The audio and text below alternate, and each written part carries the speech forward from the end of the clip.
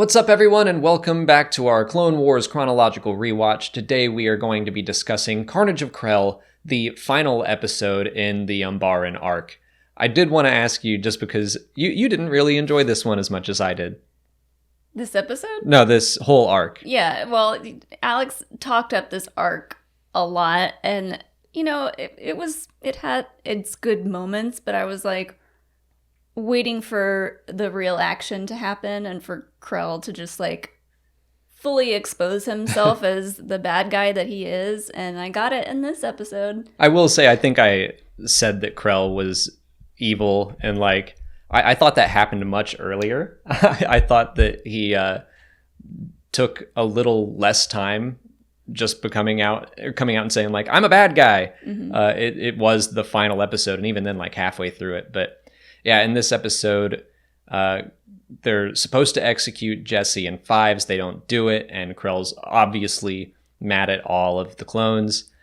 He kind of gets his revenge by pitting Clone Battalion against Clone Battalion and some really dark stuff. Basically, he says, oh, we're being attacked, and the Umbarans are wearing clone armor, look out. And so clones are shooting each other, and they finally realize that Krell is actively working against them. Yeah, and I said this in a previous video, but he tells them that he was relying on their blind loyalty to basically just kill each other. Yep. And Rex takes his helmet off and starts yelling for everyone else to take their helmets off, and he like runs through the crossfire to the other clones to show them like, hey, we're on the same side.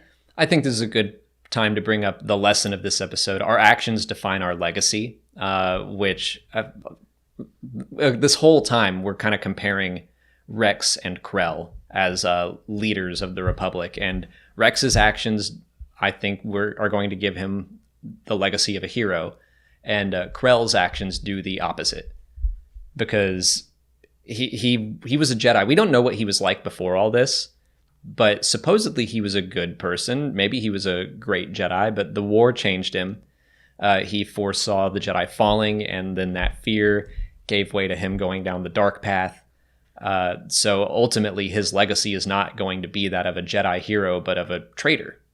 It's interesting in the part where he tells them about his vision of seeing the Jedi ultimately fail and a darker power rising. He's way ahead of his time, technically, and you know, his visions and all of this information that he says he knows is true. Yeah, he's right. And yeah, he says he's not an agent of Dooku yet, but that he will be. This is like an audition for him. Yeah, which he's trying to get Dooku's attention. Yeah, which I feel like Dooku would see that and be like, meh.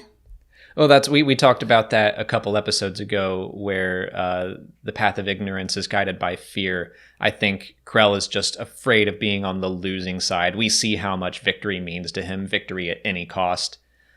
So I think he wants to be on the winning side, but I don't think he understands the Sith. Right. I don't think he would have been accepted with open arms.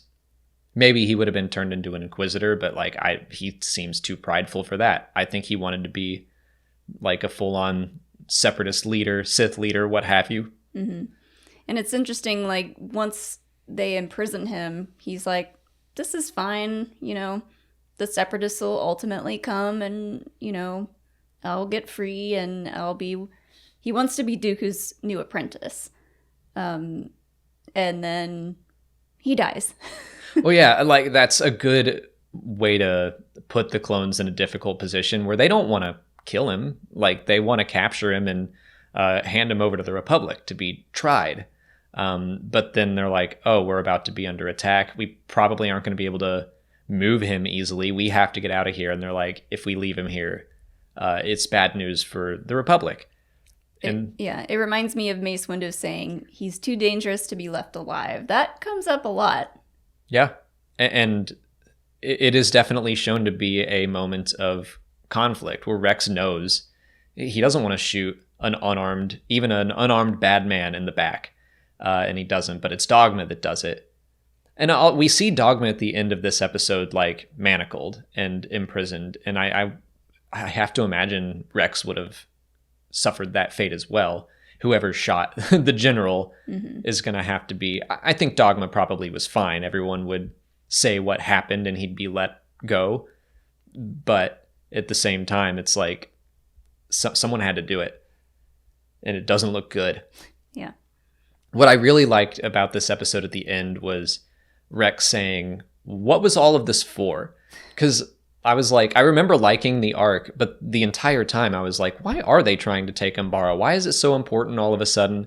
Even at the start, the narrator's just kind of like, they need the vital strategic planet of Umbara. And it's like, why? And I like that the clones don't know. At the end, they're like, what was all of this for? At what cost? Like, we lost so many good men. And for what? We don't know. Yeah. And like going forward, I think that helps them, I don't know, understand their missions better, because it's like, okay, well, maybe next time we ask more questions and figure out what is this for? Like, Rex keeps saying, like, I'm just sending my men out to die, basically. Like, what is this for? And like, Anakin would have an answer for that. Maybe. Yeah, maybe not, but he would at least comfort them, I think, a little bit more. Oh, yeah. I mean, he definitely, I've said this before, but his absence was felt in this arc. And that's the point, is to take him away. The 501st is like the Legion that we follow the most throughout the show. And seeing them struggle and suffer is very difficult. And I think that maybe any other Legion wouldn't have done as well as they did. They probably wouldn't have questioned Krell as much. But since, I mean, that's kind of one of the big points of the Clone Wars, is that even if you're genetically identical, your experiences shape who you are. And your upbringing, your programming, kind of like what Kuiil says in The Mandalorian. Like, everyone's a blank slate. Everyone can be programmed. It just depends on who your parents are. And Rex's dad, for lack of a better term, is Anakin. Yeah. But yeah, I still really like this arc. It's I like the clone-centric stuff. I loved the last episode because it's like, I just think that 4 episodes was a little long for this arc. I think they could have condensed it into less. But I mean, I really wanted to see Pong Krell use those lightsabers, and he did, and he killed a lot of people. You were like, I kind of feel bad, but this is fun to watch.